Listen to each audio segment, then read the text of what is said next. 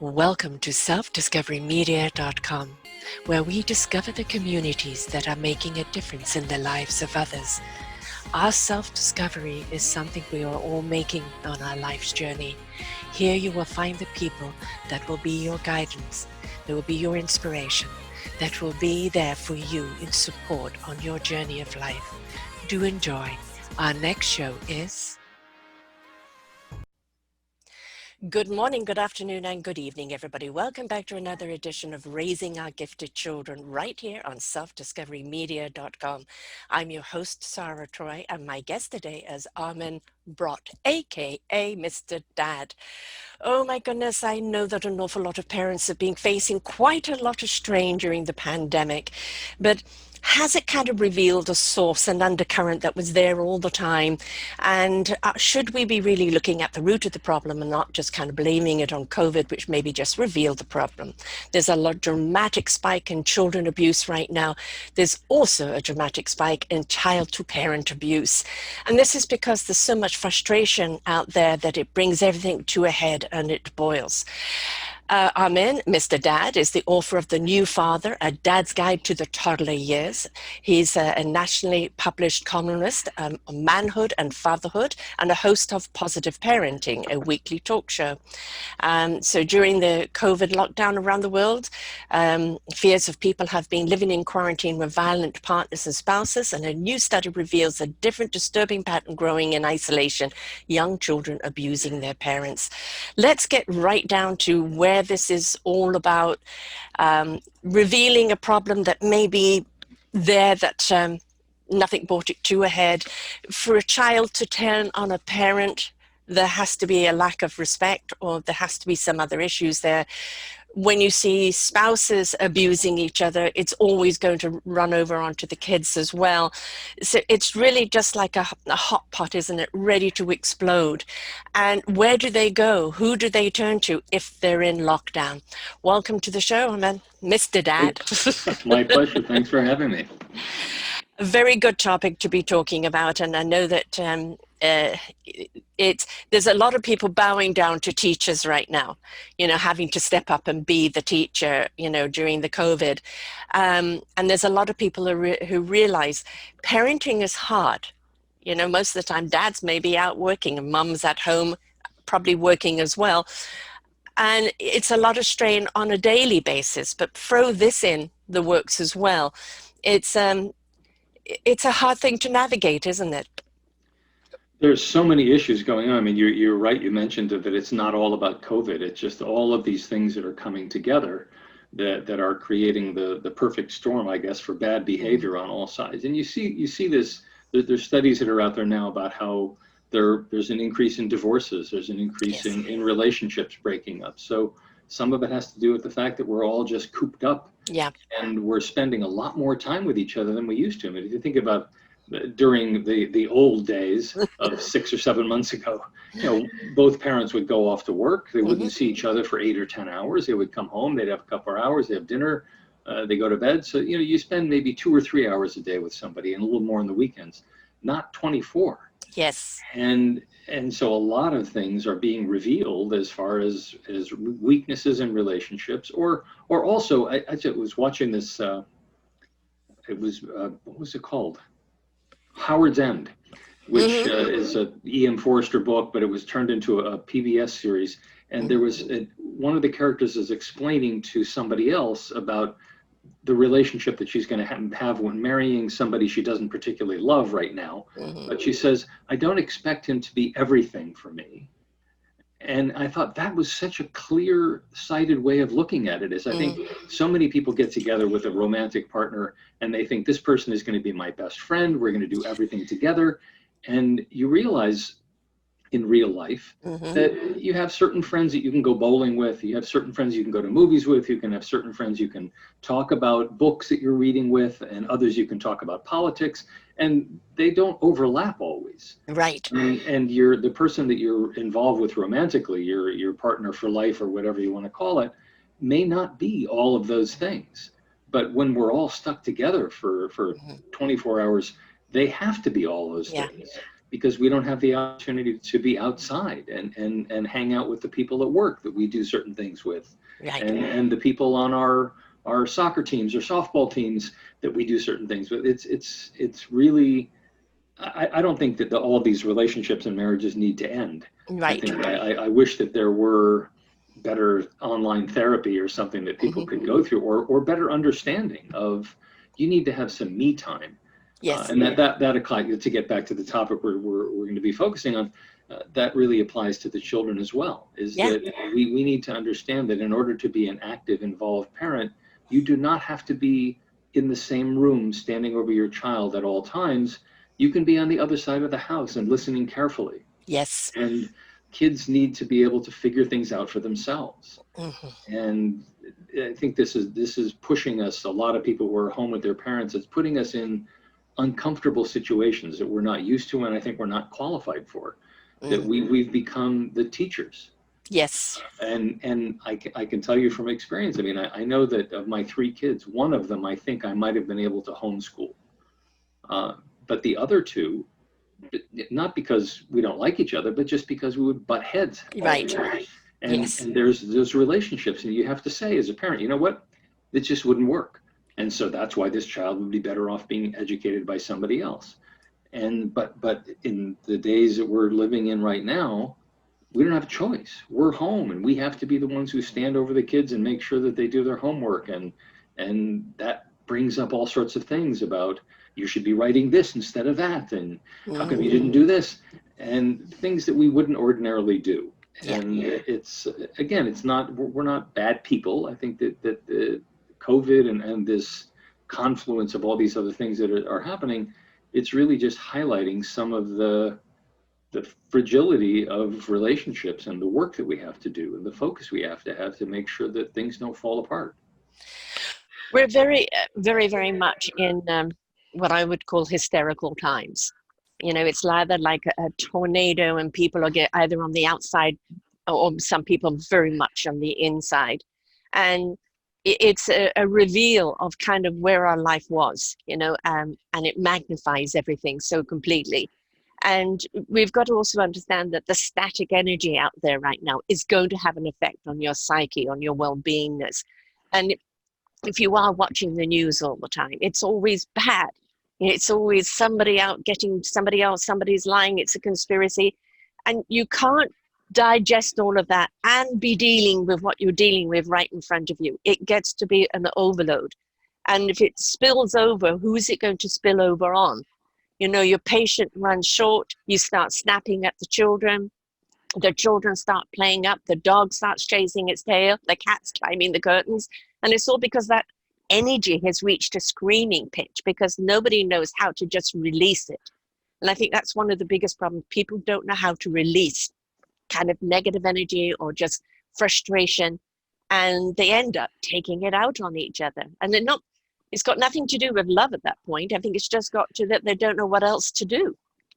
Well, they don't know what else to do, and we don't have the opportunities for letting off steam that we used to have. You can't go to the park and go play basketball. You can't just go into, well, I guess you can go into the backyard, although, see, in California and where you are as well, we've got the fires now. Right. And Smoky so skies. in some places, it's not safe to go out into the backyard and play, especially to breathe hard, because the air is horrible. Right. So that just adds one more thing why kids are going to stay inside.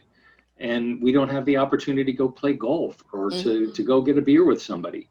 And so those are things that let off steam. We aren't necessarily aware of it, but they are allowing us to deal with the slings and arrows of our everyday life, because we have these other outlets. And so when those are taken away, it's, what do we do? We're not equipped. We're not equipped to do it. I've done a lot of shows on how to breathe, so to speak, through COVID, you know, and a lot of relationship shows on, you know, that this is actually the time to really have the relationship with self, and just say to the spouse, say to everyone else, you know, this is my time. I need to do this for me, because you cannot bring the best of you unless you attend to you and what you need to do. So everybody needs to have that time out, that time to themselves, whether it's in the bathroom the bedroom, the closet, wherever you need to Yeah. go and have some me time, because we're asking everybody to be on their very best right now and to be everything, and we just can't be everything. We're not equipped to be that. We're very good at certain things and not at others, and then we feel inadequate and we beat ourselves up on it. The kids again pick up on that, because kids will pick up, so will animals, on all tensions out there. And Absolutely. very, very often they will think they're to blame. And then they feel guilty and they play up even more because they're feeling guilty. So, parents being calm is essential for the children's well-being. But how do parents be calm if they haven't got any space anywhere to go and be calm at? You have to make the space, don't you? Yeah, you really have to say, you know what, I need a timeout. I'm going to go out for a walk, or I'm going to go in my room right now and watch a movie. You guys play a video game or Mhm. do all the things that we used to tell our kids not to do before. Yes.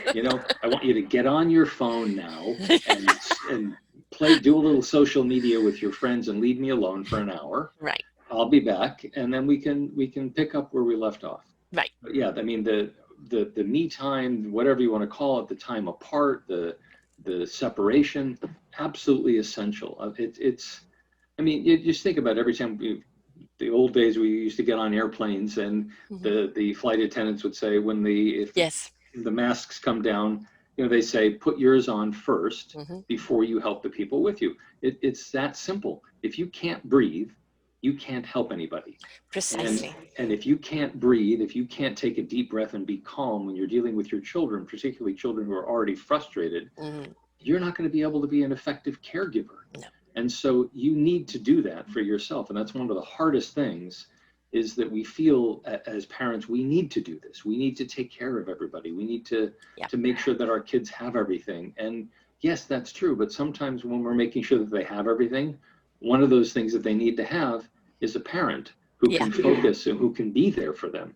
And we can't really be there for them if we're just Yeah. furious at them. Or at each other, the spouses at each other.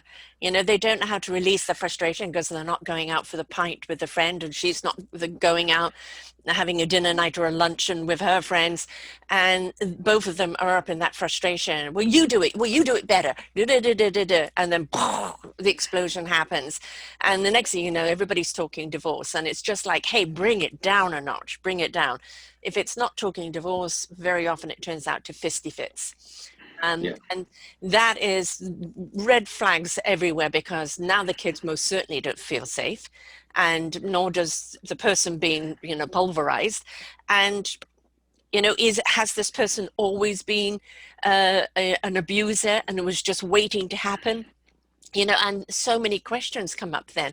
And then again, where do you go? What do you do in this time of abuse? Because where can you go? Who do you turn to? Yeah, and it's unfortunate that the COVID situation in some places, in some ways, has become very political. Yes. And if we can just take that out of it completely, my personal opinion, and I'm not a medical doctor and I'm not a public health specialist, but there seems to be evidence enough that it's okay to put your masks on and go for a walk with a friend, standing a few feet apart, Yeah. or to go, and you can go to a restaurant that's open and you can sit at a table, sit far from each other, where you can sit outside and have a beer. Or Yeah. if you have a backyard, invite somebody, not recommending alcohol necessarily as a cure, you know what I mean? Yeah. Have a coffee, whatever. Yeah. If you have a backyard, you can have friends over and sit in the backyard far away from each other, and try to bring some of that back in. Yeah. And do not criticize social media as much, Right. because everybody now is getting used to having meetings on Zoom or Yes. on Google Chat or whatever. Mhm. Do that. That Yes. is so important. And if you have a therapist that you've been seeing that you haven't been seeing for the past few months, that person probably would love to have the business, Yes. would be perfectly open to Zoom or something like that. Yeah. Uh, whatever it is that you feel secure and private, and that your communication won't be interrupted, whatever, take that into consideration. But Do it from your car. right, you could there, or from your phone, whatever. Yes. But I mean, there are ways that we can go back a Yeah. little bit and rekindle some of the relationships that we've let stagnate for a while. And I think that is so important, and for the kids as well. Yeah. Younger kids are going to have a difficult time, more of a difficult time, because they're going to naturally want to congregate into a Mm-hmm. herd, and it's going to be more difficult for them to stay far apart. But if you've got teenagers around the house, certainly they can understand that if they go for a walk with a friend, or that they sit on the porch and they wear their masks, that's safe. Mm-hmm. I mean, of course, if you have somebody in the house who's very old or who has asthma or some sort of lung issues, you're going to take that into consideration. But for most people, there are things that we can do that it's really not black and white. It's not like we are in complete quarantine. I mean, we hear that term thrown around a lot, Yeah. but most of us are not Right. really in complete quarantine. I'm, as soon as we're done here, I'm going to go out for a hike in the Mm-hmm. woods, where the air is better. Right. And I'll probably bump into some people, and I Yeah. carry a mask with me, and I'll put it on when I see them coming, and I'll take it off when they go. Mm-hmm. But I find that is so important for my mental health, is to get out there and get a good sweat and have an opportunity to listen to a book on tape, or just think, or whatever. But those things, the basic coping mechanisms that we've put aside, I think it's been a mistake. Yeah. And again, it's not a deliberate thing. It's just, this is new territory It is. Yes. for everybody. We don't have a A history guidebook on this. of Yeah. how to do that. I mean, we all talk about the flu epidemic of 1918. It's been 100 years since we had to deal with this. So there's Yes. nobody alive today who has any experience. Right. And so we're writing the book on how to do it, and it's going to take us a little while. We'll overcorrect, we'll bounce back and forth, we'll figure it out. And it doesn't help when you have, such division, conspiracy and this and that, the right to wear masks. And I did a show the other day because I had to get it off my chest about the conspiracy about wearing a mask, if it's a government pushing it on you. And I thought, stop and think for a moment. The government has you under surveillance everywhere, everywhere. Yeah. If you're wearing a mask, they can't tell who you are. So they're not asking you to wear a mask for their favor. They're asking purely to save lives. It's common sense. Right. And so I think often you need to take a deep breath and realize, whoo, this is getting out of control. Everybody stop and take a deep breath. Everybody stop. Just take a deep breath. Get the kids to take a deep breath. Everybody stretch. Let's put on some calm music. Let's just kind of dance to some calm music and defuse the situation before it gets too out of control. And we don't all have those techniques. I mean, obviously here on my podcast network, I've got numerous people with wonderful techniques, and they've literally stepped up at this time period to give people some wonderful nuggets to deal with the situation. But if we don't know how to handle it, then this is the time that we go and listen to TED Talks and podcasts and other mediums to learn about how are other people doing it that you can apply. Don't just think that it's all got to be on you. There are people out there that can guide you. And take a listen and learn and apply something in a different way, because you're not meant to know it all. Right. And again, I think that it's really important, get the politics out of it. Yeah. Because I mean, here in the United States, it's the Republicans say, well, the Democrats are this, and the Yes. Democrats say the Republicans are that. I know. And the reality of it is that they're both wrong. Right. Find a reasonable scientific voice that you can listen to. Here it's Dr. Fauci. Yes. Seems to be a reasonable guy. And I don't know who the counterpart is in Canada or anywhere else. But we have a Dr. Bonnie here who's a gem. Yeah. She really is a gem. Yeah. So somebody who's a real public health specialist who is speaking. And of course, they are also in the same position I mentioned before. I mean, they don't have a history of this. It's not like you can say, oh, well, let's just look how they did it in Africa, or how they did it in France 2 years ago. No, because nobody knows how to do it. So we're all figuring it out. But I think as time has gone on, there's been a lot of information that in the beginning seemed absolutely correct, and now it seems wrong. Right. I mean, they were talking about in the beginning, don't wear a mask, only health workers should wear masks. Because that was just ridiculous, as we found out. So everybody should wear a mask. And just you think about the mask thing. I mean, not to get in too far into the weeds here, but it's not only to protect yourself, it's to protect other people. That's one of the biggest things is that we're forgetting about that part is yes, you want to Consideration. protect yourself, Yeah. but Yeah. you might have it without knowing about it. I mean, there's something like I just saw yesterday, perhaps as many as 40% of the people who have COVID don't have any symptoms. So Right. you might have it, and you might go and visit your elderly mother or father and sneeze on them or cough on them. And That's it. ordinarily, that would be something you would just say, oh, my goodness, excuse me.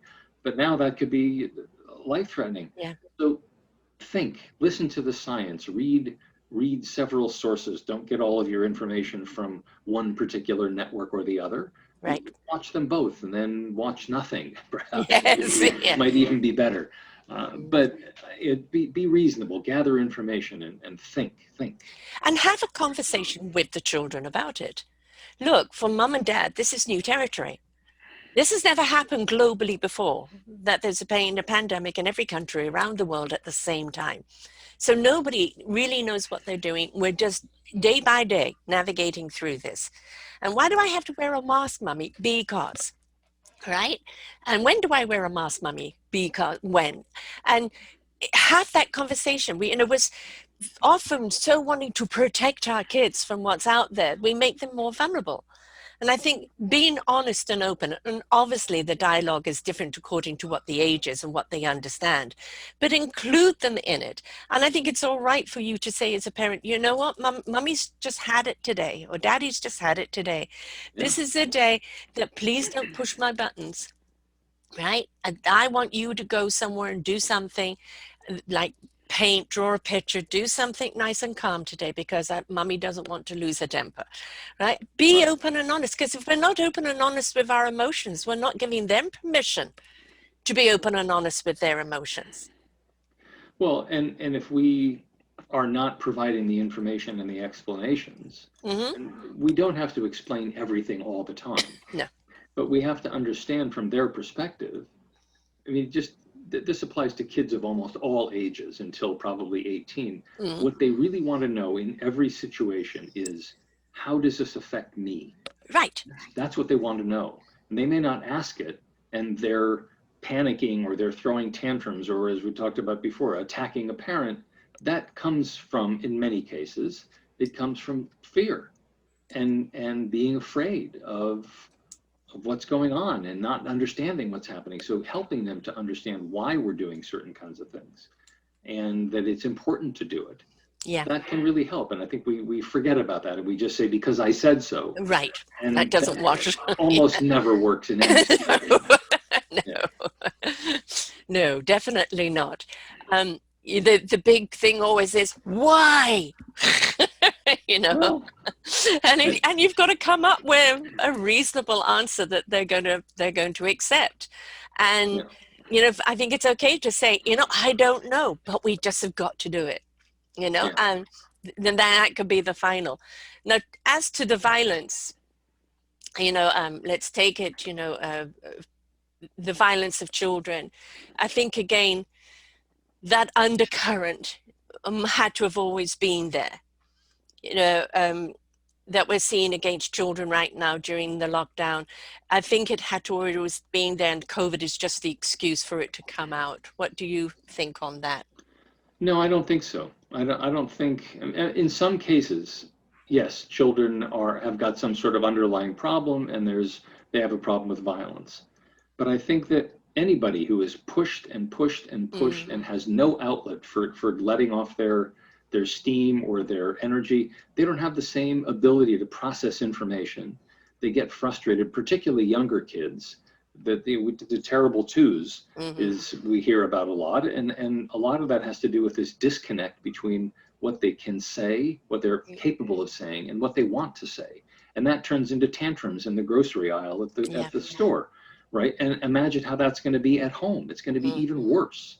And so I don't think that it's necessarily that children are somehow flawed or that there was an abuser hiding in there. I think that there's so many other factors that are going on, and we need to be more cognizant of this, and we need to give the kids opportunities to let off steam and to, as we've been talking about, to explain to them things. Yeah. Because when you just tell them, do it because I said so, again, that basically says, I don't respect you enough. Right. You haven't got an opinion here. I'm not going to even listen. Right. And then on the topic of respect, I think there's also something that we started 20, 30 years ago with trying to be our kids' friends. Mm-hmm. And we have not had an emphasis on respect from our kids.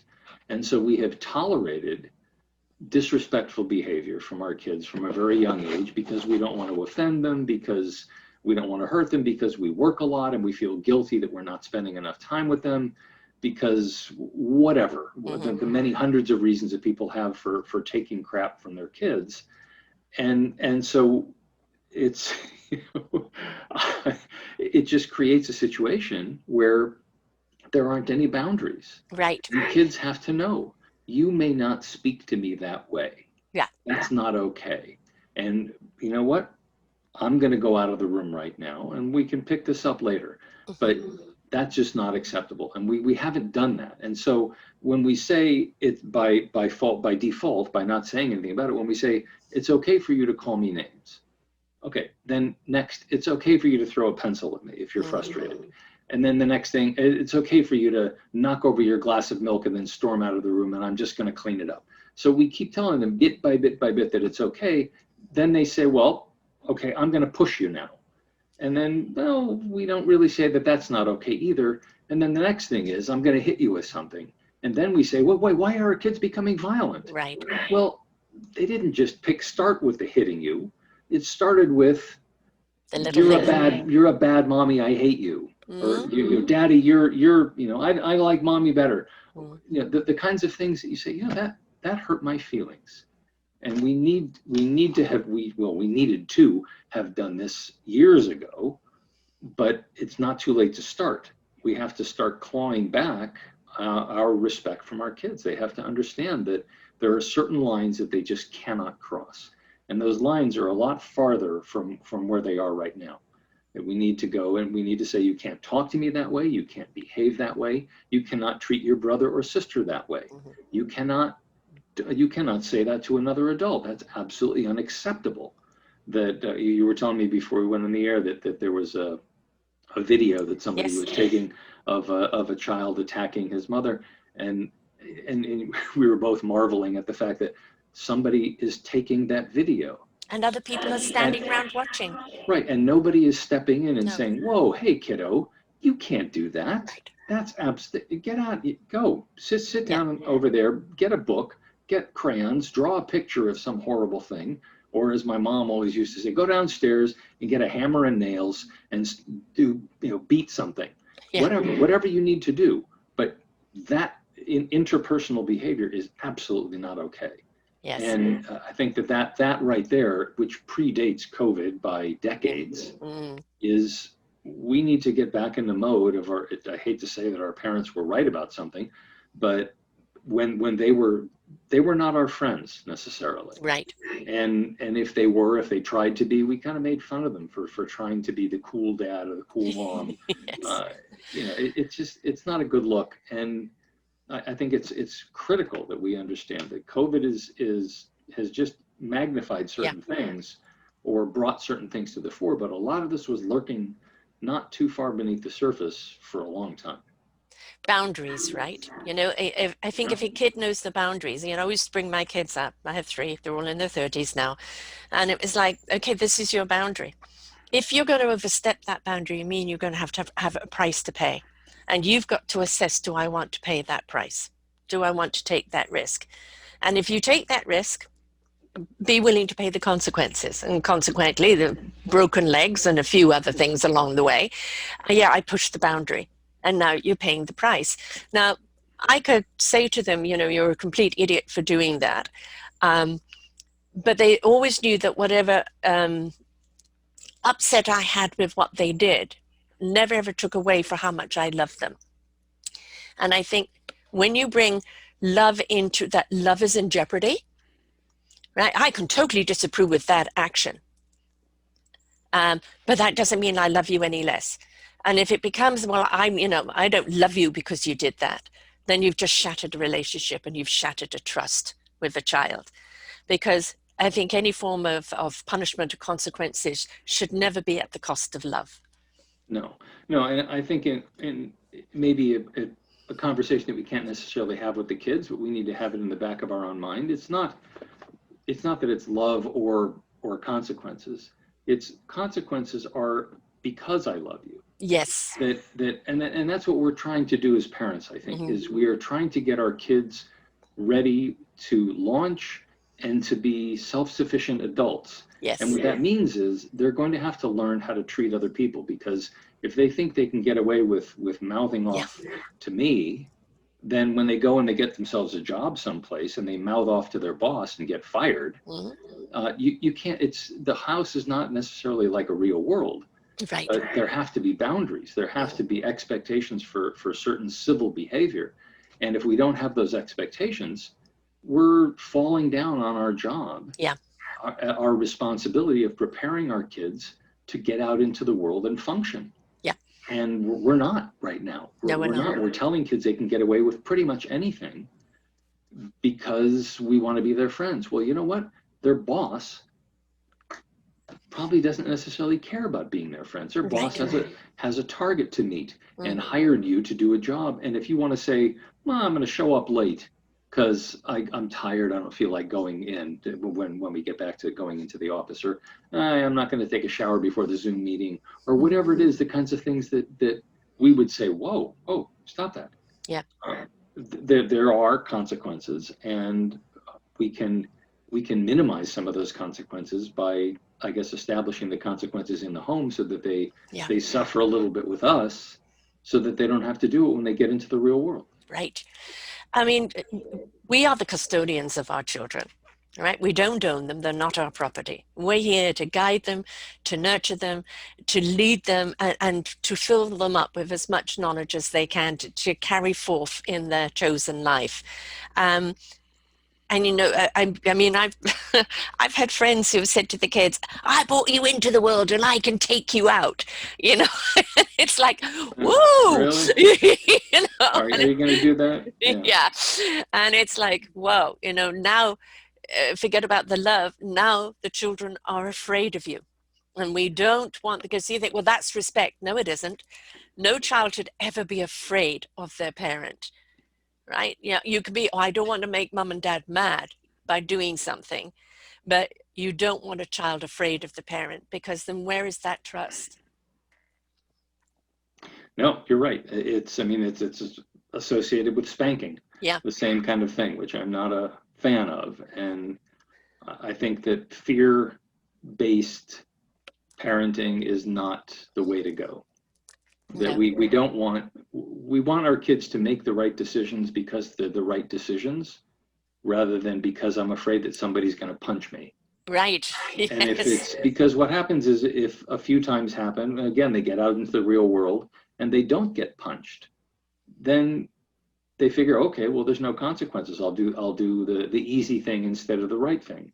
But we want to have instilled in them before they leave our house, do the right thing. It's not always the easy thing, but do the right thing, and then things will be okay. And you know what? You may fail. Everybody fails. That's how you get to be a grown up, and you learn. And you don't do that again next time. Right. But yeah, it's absolutely critical. What about the violence against the kids right now? I mean, you know, you've got people who are short fused because of the whole situation, and they haven't got their outlets to let go of it, or they're not at home as much. I mean, more than they used to be, and they just can't put up with the kids running around screaming and doing everything else, and there's violence against the kids. I mean, a child is powerless at that point. Who do they turn to? How do we help those children? Well, I think there are people who are going to be violent against their kids, and who would have been without COVID or without anything else. And so let's eliminate them from the discussion, because they probably aren't watching this show anyway. Right. But I think for the rest of us who are pushed, we've been talking about things from the kids' perspectives and how frustrated they are not to know what's going on, or how afraid they are. Well, we're afraid too. Yes. That, I mean, we're down in some cases from two incomes to one income, Mm. and in other cases from two incomes to nothing. Yep. And there's something like, I was looking at the figures yesterday, 40 million people are in the United States are potentially facing eviction. Yes. And something around the same number are already dealing with food insecurity or hunger. That's going to stress you out. Oh boy, yes. And you may just lash out, and Hmm. you don't mean to do it. I mean, you know, for most of us, lashing out involves saying something that we regret to our kids. Right.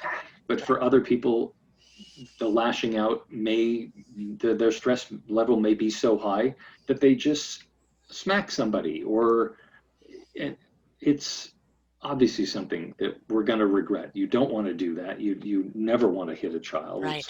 Again, it's instills fear in them. We don't want them to be afraid of us. If it does happen, I think, if you think it might happen again, I think it's important to get some counseling or some way of dealing with that. But to talk to the child, Yeah. I think, is an important thing, depending on the age, to apologize Hmm. profusely, explain. I mean, and I remember on my own show doing a show with somebody who was talking about apologies. Hmm. And apologies are never just "I'm sorry," or they never should. They should be "I'm sorry, and next time this kind of situation happens, I'm going to do something else." That we need to be able to explain that to our kids, that Right. I was really upset. I was so upset. I'm afraid about things. Of course, you don't want to panic the kids, so don't tell them too much about what you're afraid of, depending on their age. And that's why. And I'm so sorry. And I will, if I ever feel like this again, I'm going to make sure that I leave the room so that I don't do anything like this again. Right. I think it's reasonable. I think that a lot of people feel that they should never apologize to their children, that shows weakness.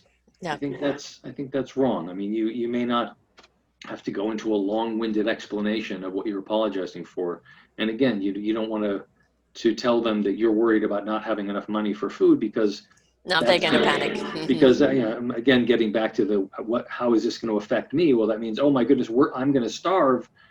Well, so you don't want to you don't want to put fear into them again, Right. but to explain that you're afraid, that you haven't ever dealt with this before, that these are difficult times, and sometimes people get mad, and that might, in a way, help them to process their own feelings of frustration and anger by seeing that, yeah, I can see that even my parents get upset. Some kids will probably say, oh, well, that gives me license to smack Yeah. my sister then, but I think most will not. Right. And if they do, then you have to have the discussion about, we're all upset that, just like I told you that if I felt that way, I was going to have to leave the room. Right. If you feel that way, you need to do something to stop yourself and Right. leave the room. Yeah. Yeah. There was a wonderful movie some years ago, Inside Out, on, living with emotions. And Mm-hmm. emotions come out because they're reflective of what's going on inside, outside, around them. And if we're afraid, what are we afraid of? If we're sad, if we're glad, if we're angry, there's always an emotion over something. And it's like, don't dismiss what they're angry or upset about. Look at it. What's upset you? And to you, it's trivial, but to them, it isn't. And so you need to actually address that anger and why they're feeling angry at that time. And you can't take that feeling away from them, and nor should they be punished for having an angry thought. It's just you want them to speak about it before they act out on it, right? Right. And Yeah. that's the important thing. Don't go in there with the guns blazing. Go in there and say, well, what are you angry about?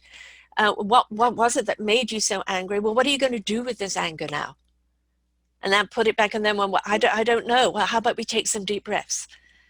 How about we do some loud counting, or just scream on the top of our lungs to let it out? Give them some tools on how to deal with the emotions. The emotions are not bad. It's No. what happens through those emotions, if they don't know how to use them or understand them, that they become an action that is bad. Exactly. Yeah. And we've been talking about this, giving them the outlets, Yes. and whether that's breathing, and that may not be enough for everybody, that there are going to be some kids who need a more physical release of Yeah. that blocked up energy. And so maybe that's buying a punching bag and putting Yes. it in one room and saying, you know what, go in there. And if you're really mad at me, why don't you draw a picture of me and put it on there? And you can do that. Or again, my mom's thing about hammering nails, Right. or whatever it is, something, Yeah. something to give them an outlet and give them permission to say, look, that we all have these frightening feelings. And as you said, they're not wrong. In Right. fact, it's great that you have them, and it's great that you know you have them. Right. And we all have to figure out what we're going to do about it. That's the point. And because we live in a society or a family, and we need to take care of each other, and we can't push each other around and hit each other or call names all the time. Sometimes things explode, and okay, we try to keep that to a minimum, but here's what you do. Here's what I'm going to do. And you know what? I'm feeling really upset right now, and I think you are too. Why don't we both go and Yeah. do something? We can, whatever it is, let's go do 100 jumping jacks in the backyard until we can't stand up anymore. Whatever it is, just creatively come up with things. And also, I think an important part of this is get them involved. Yes. And not just, don't just give them a bunch of options. I mean, we can say, this is what I'd like to do. What would you like to do? Yeah. What do you really want to do? What would make you really tired right now? Or, what's going to make you feel better? What do you think? And it's important to get them involved in this because they're going to have more of a stake in it. Right. What I used to do when my kids were I could see that, the fighting was happening.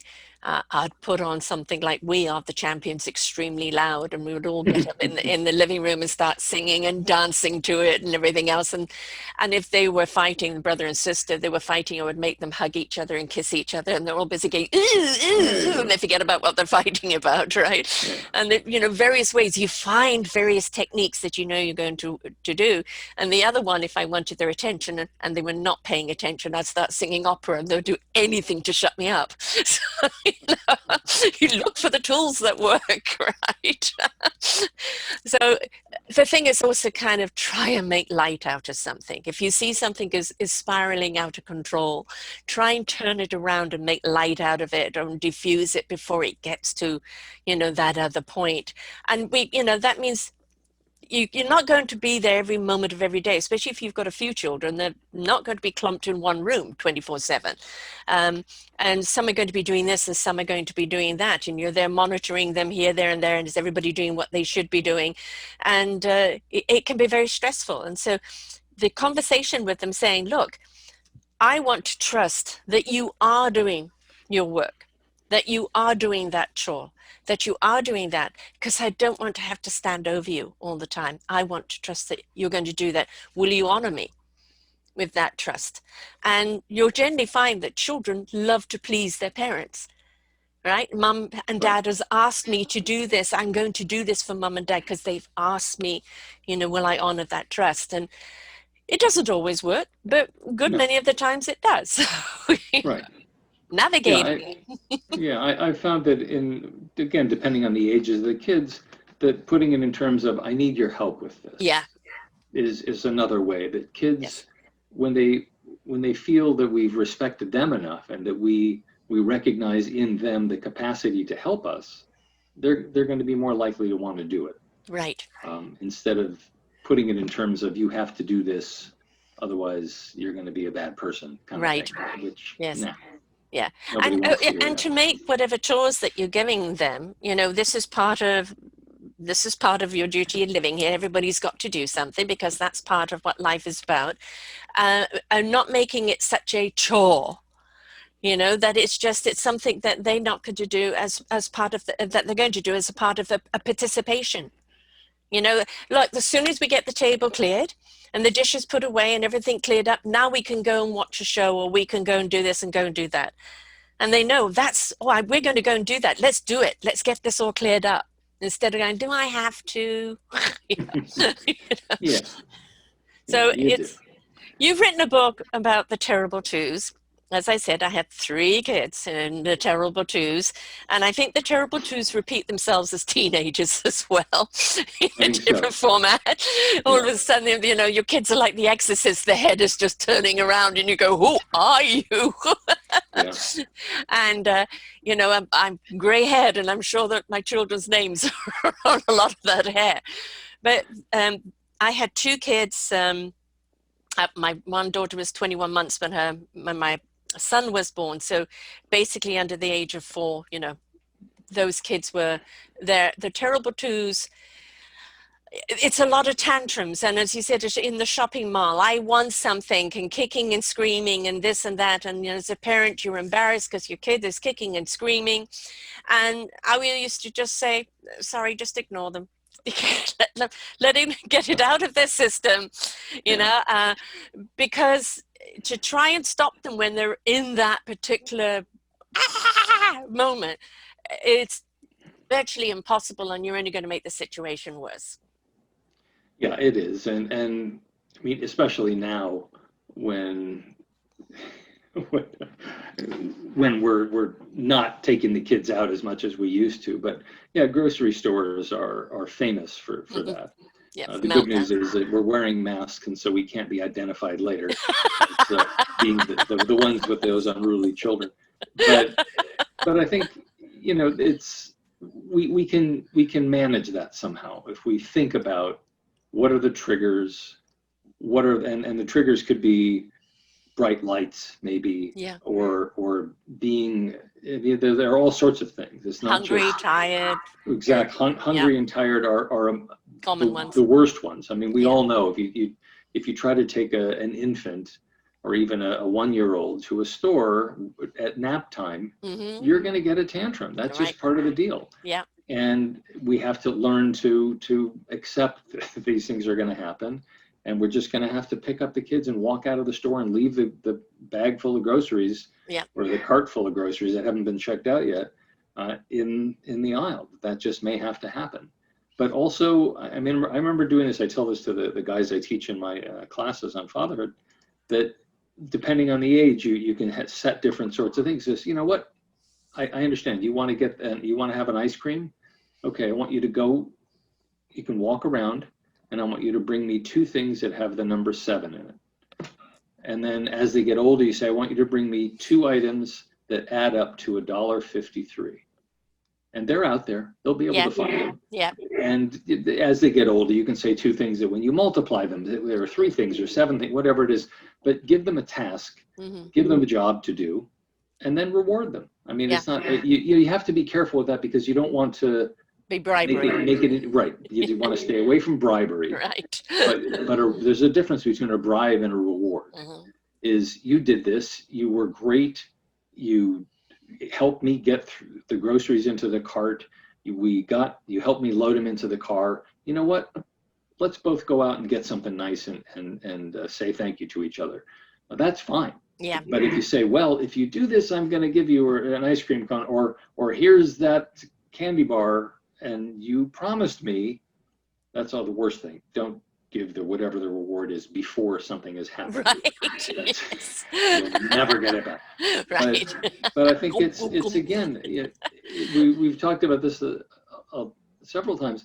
It's the getting them involved, Yes. and not just the because I said so thing, but let's figure out, we have to go to the store today. We have to get food for the family.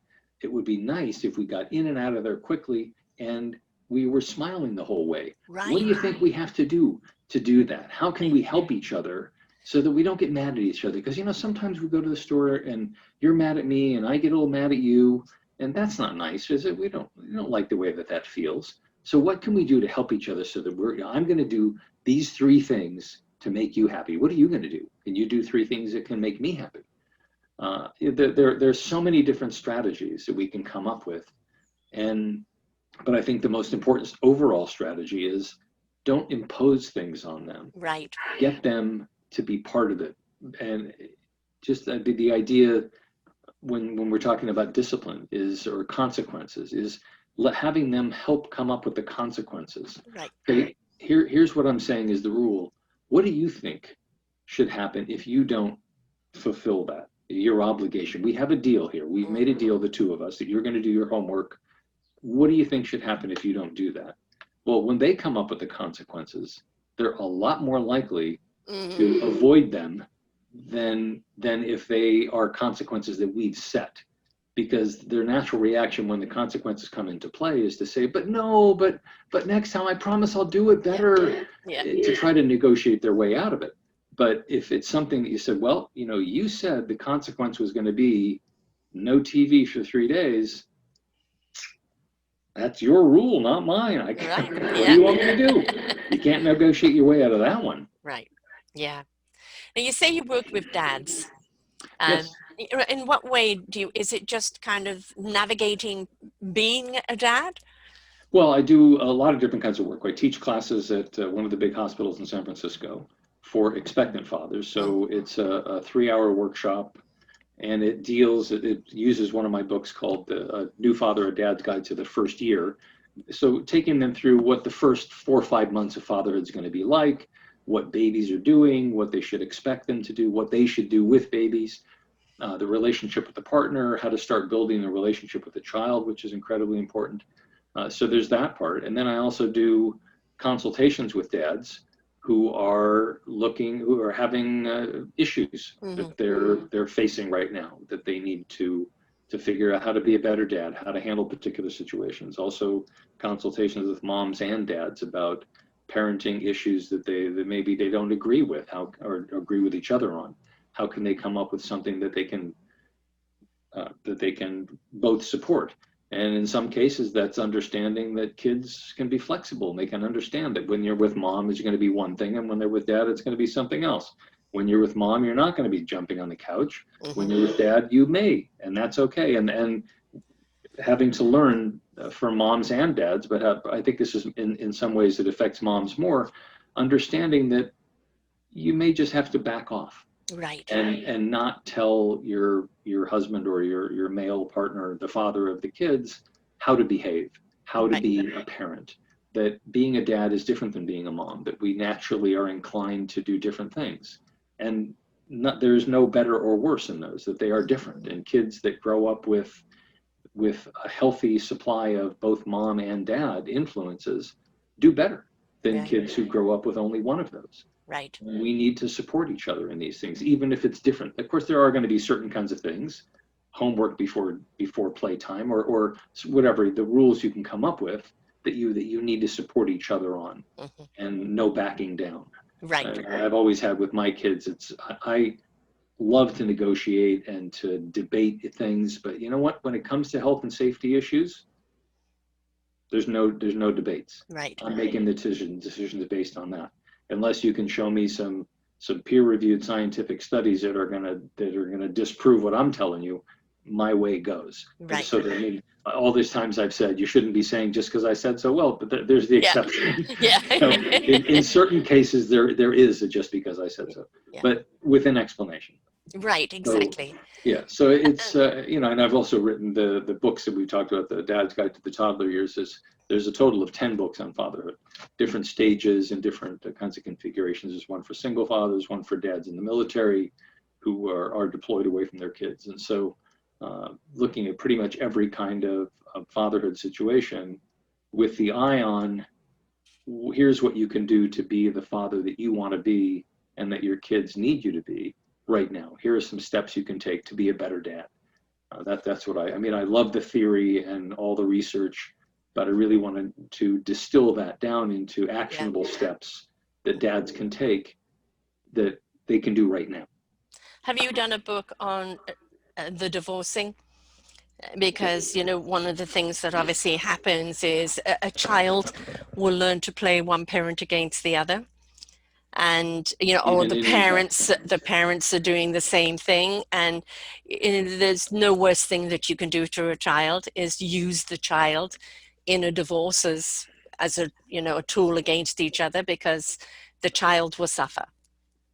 Yeah, and we all know, or should know, using a child as a weapon, or a child as a spy, or a child to deliver messages is just simply not okay. No.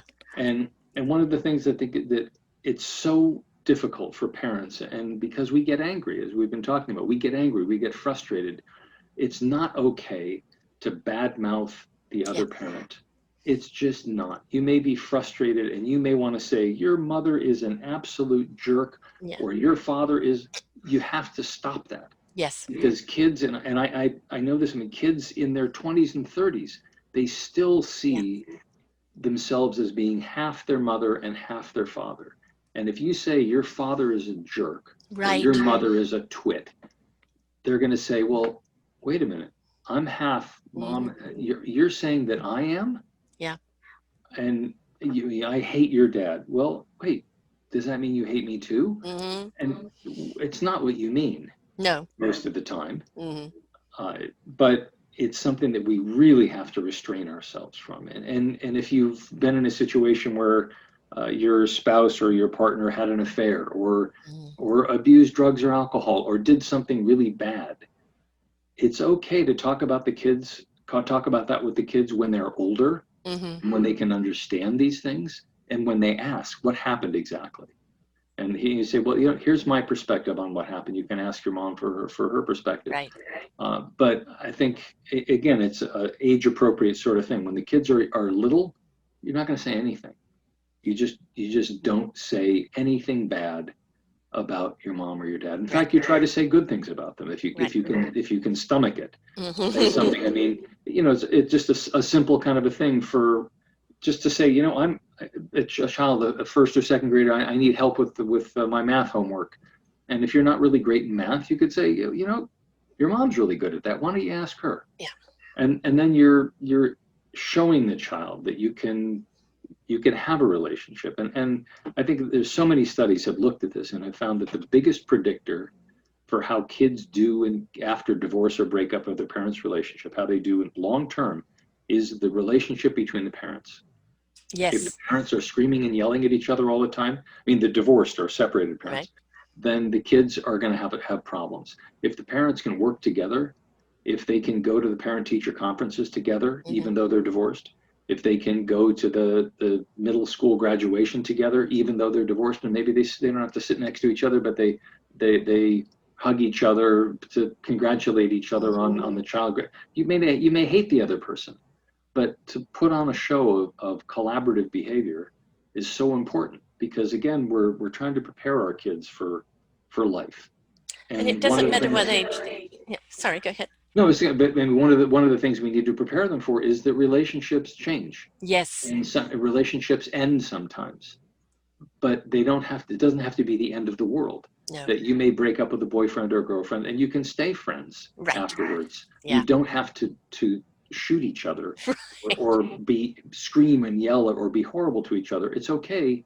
And also, I mean, even in intact, this is not only about divorced or breaking up couples, this is in any kind of family. Hmm. It's okay to let the kids see you fight or disagree, because it's all about how do you resolve the disagreement, Right. to show the kids that you can disagree without having to break up. Right. It's and And in my case, it was my kids that came to me and said, "Mom, it's time for a divorce. This relationship is not working. Why are you still together?" And I said, "I'm waiting for Tasha to finish school." And I think she was 12 at the time, and she goes, "Oh, forget that. We can do fine. You two just don't belong together." And that was it, there you go. And, for the first couple of years, he still stayed in the house in another room. And it was only 5.5 years later that I got into another relationship. But up until then, we still attended parties and everything else together as just, the couple that separated. And people, "But you're getting on so well." I said, "Yeah, we're getting on better now because we're not together." And we Yeah. both walked our daughter down the aisle together. And he has his life and I have my life, but when we need to come together for events, we do. Yeah. And for now, for us, it's been 20 years, so we're both Yeah. off on a totally different level.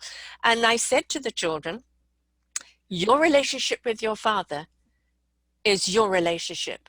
What you make out of it, what kind of relationship you have, is on you. I'm not going to interfere with it. Right. And they each developed their own relationship with their dad. Hmm. right? And so, it was a divorce that was good because Right. it made everybody happier. And sometimes I think if you are staying together for the sake of the kids and you're fighting and there's this between you all the time, um, that's not good for the kids. Right. That makes you question the phrase "for the sake of the kids." Was that Yeah, what? Yeah. How is that helping anybody? yeah, But exactly. but the way that you did it, and I think I've tried to do the same thing in my own divorces. It's you don't really think of it in these terms then anyway, Right. but it's a gift. You've given Yes. your kids a gift of seeing how people can manage difficult relationships and still come out of it okay, Yeah. and see it. So it's really tremendously important to do exactly that kind of thing. And it's not easy. It's not. There are times when you just want to scream Right. about how awful the other person is, and the person may be awful, but we need to remember again that they need that relationship, as you said. That Yes. you need a relationship with your dad. He's not somebody that I want to spend any time with. Yes. However, you should, Yes. because he's your dad, and Yes. you're half him, and there are wonderful things in there. Right. Exactly. But we're also giving them permission to develop a relationship, with their father or the mother, whichever the case is, the situation with, on their own terms, not on our terms. And, Right. whatever that relationship's going to be, it's going to be stronger because it's as they're growing more into adulthood, then it's two adults coming together instead of resentment. And, I know so many people whose, when they got divorced, that the children were never allowed to see their fathers. And who are you serving that way? The kids are feeling abandoned by the father. The father has no legal recourse unless it's an enormous court case Yeah. to try and get rights to see the children, and it ends up being the children are the ones that are hurt. Never mind the parent who's not allowed to see their children. So it's just no, don't do that. Whatever your problem is with your spouse, you and your spouse sort it out. Do not impose it on the children. At Yeah. no time use the children as a pawn in your fight against each other. Well, and it backfires sometimes Yeah. too. I remember my dad was a lawyer and then a judge, and he told me something I thought was very interesting about some of the cases that he saw where there was exactly that kind of situation that you talked about, is one of the parents refused to let the kids see the other one. Well, the kids eventually figure out what's going on, and then they resent the parent who Yes. interfered with that relationship. Yes. Is because they realize, they get together with dad later and they realize he's not such a bad guy, Right. and they hear his side of the story and how broken up he was to not be able to see them, Hmm. and they say, you know what, mom or dad, you kept me, Right. you deprived me of Yeah. this relationship in my life. Forget about how you think you hurt him or her, but you deprived me of that, Yes. and that is unconscionable. In a lot of ways, it's like a death, isn't it? Because, Yeah. and talking about that, have you either done a book or in the shows on children dealing with death? I mean, I lost my father when I was 11. And, obviously with the COVID right now, many people are dying. But I mean, death is a part of life. And it's really, really hard when somebody, dies in the immediate family, of telling the children or, explaining it to the children. Um, I find actually children are more matter of fact on it. They seem to deal with it better than a lot of times adults do. But what has been your experience? Well, I haven't written a whole book about it. I have written articles Mm-hmm. and done some shows on it. I mean, yes, I think it's important that we talk about it. Mm-hmm. I think in some ways that's one of the reasons to have pets, is to, because generally speaking, most kids who have pets are going to end up burying them Yeah. at some point. I think it's important to stay away from the phrase "went to sleep" Mm-hmm. to refer to it, which I think people do to minimize the permanence of death. Yeah, but the kids But go to sleep and think, am I going to yeah, think, wake up? whoa, baby, can't have that.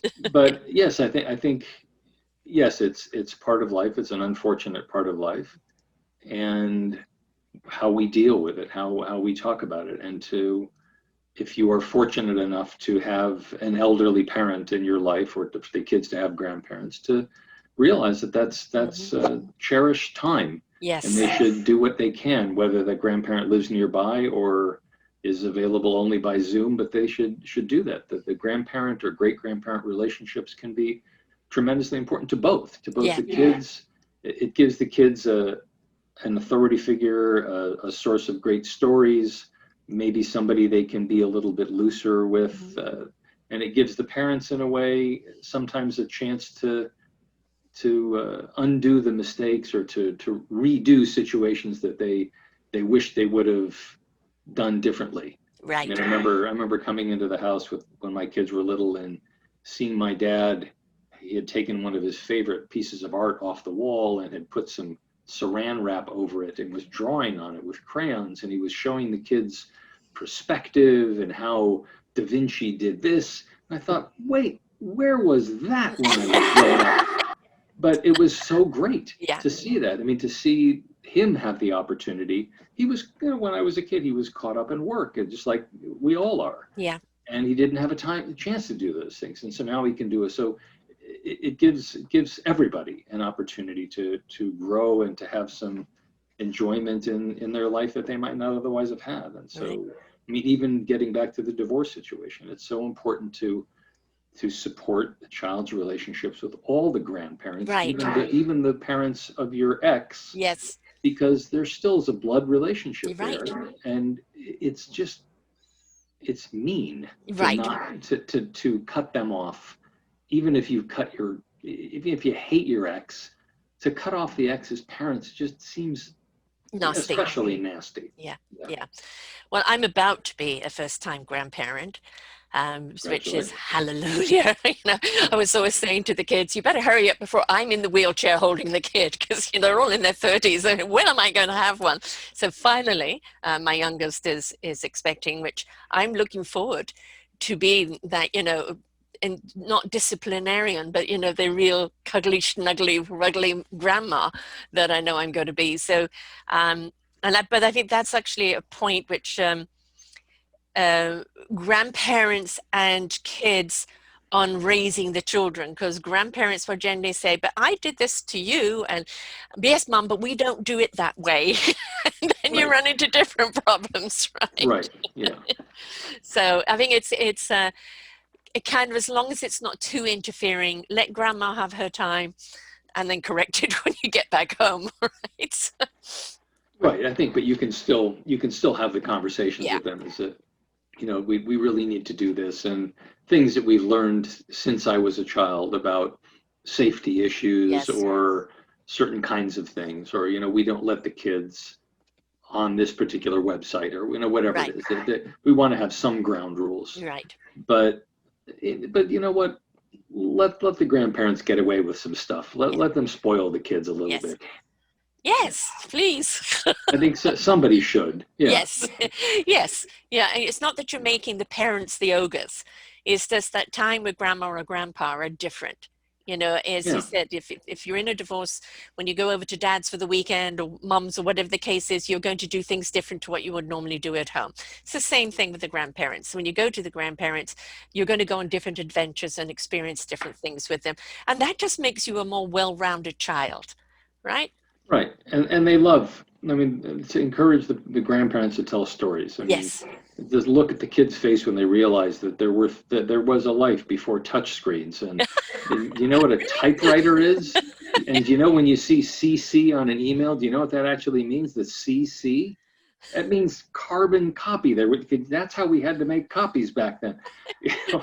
And, It makes us feel very old. yes.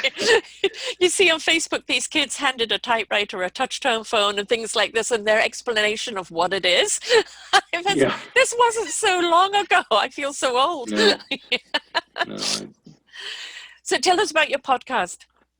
It's called Positive Parenting, and there's a couple of versions of it. There's one that airs on a couple of hundred military radio stations around the world, and so that's dealing with, both of them deal with parenting issues, and I'm interviewing authors and experts on a variety of different parenting topics, and all of this. So that's I've been doing it for more than 20 years now.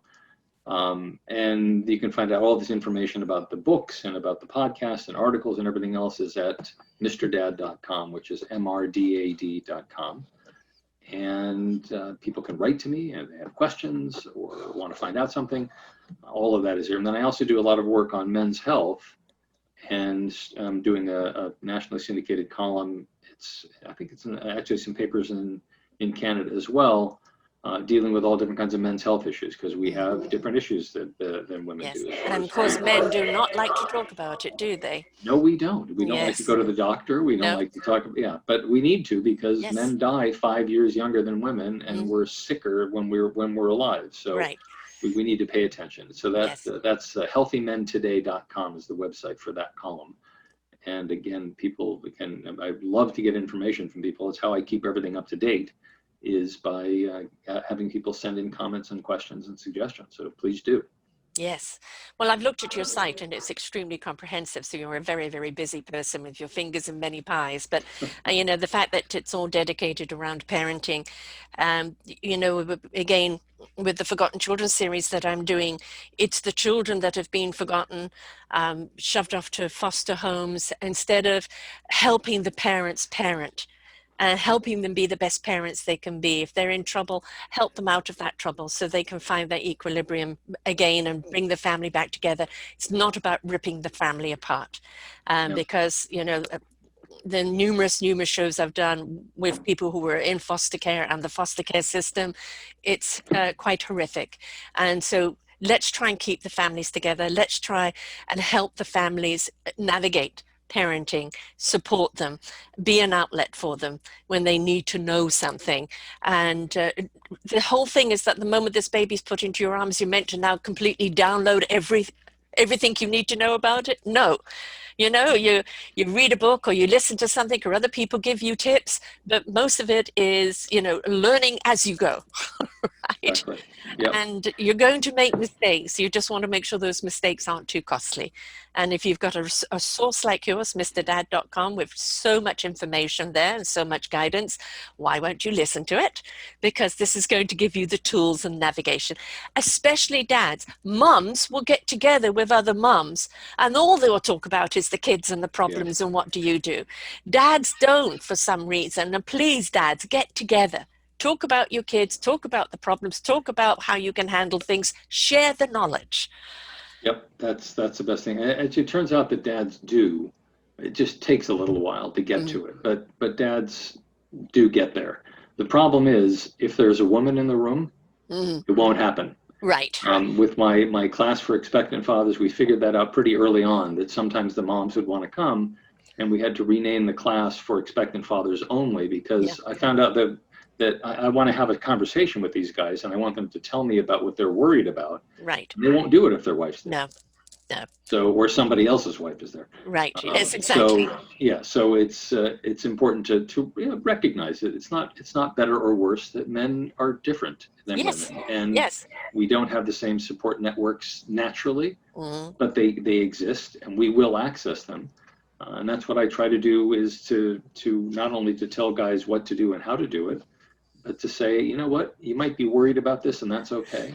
Yes. And also to encourage moms to support the differences and to support the dad, and sometimes put him in a situation where he has to make some mistakes. Yes. If you tell him everything that he's doing wrong, he's not going to figure out what you did. Right. Because how did you figure out how to do it right? You figured out because you made 1,000 mistakes. That's what he needs to do.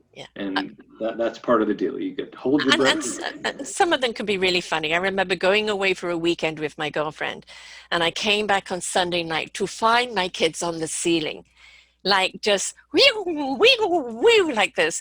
The house looked like a bomb had hit it. Everything was everywhere. Dishes piled up in the sink, clothes everywhere. Just chaos, total chaos. I had to keep them home from school the next day just to wind them down. And he was asleep. And I go, what the hell's going on? He said, oh, you don't know how hard it is. Yes, I do. Welcome to my world.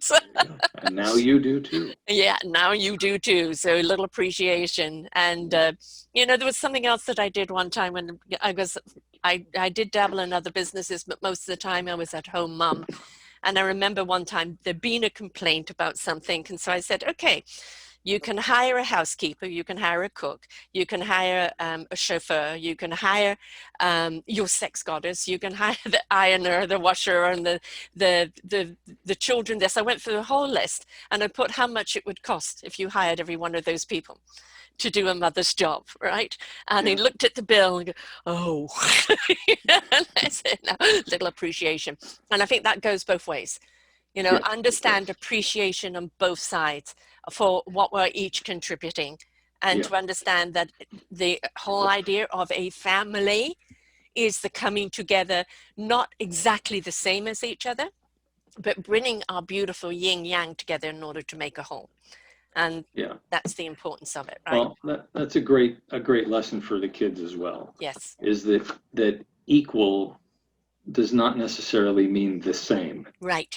That it means we're both doing that. There's 35 things that need to be done, and not necessarily we're each going to do 17 and a half of them, but some of them maybe take longer. So somebody maybe will do 20 and somebody will do 15, but that's what we figured out, is because unloading the dishwasher and meal planning and shopping is worth a certain amount, and parents can figure this out. Right. But so is, really and truly, so is rolling around on the couch and playing games. It's nice when you can swap those things off, right. But sometimes people are better at certain kinds of things, yes. And they're more efficiently done by that person. But so what we're talking about is fairness, rather than exact equal. Right. That, you know, you don't have to change the same number of diapers and give the same bedtime stories.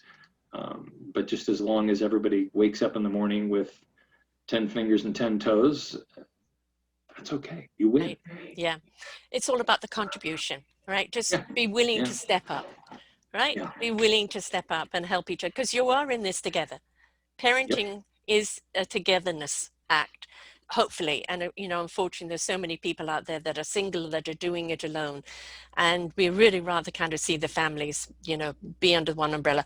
Unless it's just not working between the parents, then it's better off that the separation is there. But whatever kids are going to go through in their short lives before adult, they're going to go through a roller coaster of events. And it's how we handle it is an indicator of how they will handle it. And if we need help handling it, we need to ask. We need to listen to the various podcasts, read the various articles, ask people, not be afraid to say, look, I'm just saturated right now. I don't know what to do. Anybody got any ideas? This is not a weakness. This is a strength.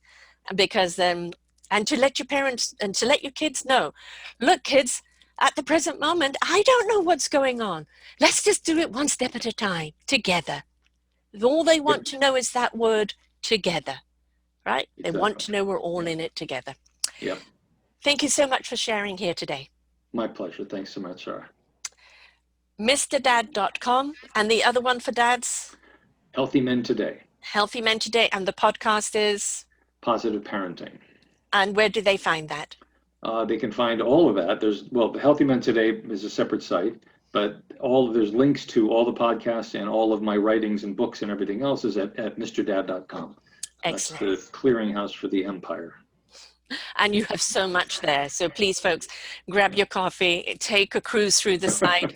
There is something there for everybody. So thank you so much. And remember, folks, we don't have to be it all. We can ask for help. We can let our kids know that, you know, right now, I can't help you, kids. Go and do something else. It's okay to be human, right? It's okay to be human. Until next time, folks, bye for now. We hope you enjoyed the show. We look forward to bringing you more shows. Please go to selfdiscoverymedia.com/shows and you will see the incredible lineup of genres and shows that we have for you. We are here to make a difference in your life. Thank you for listening.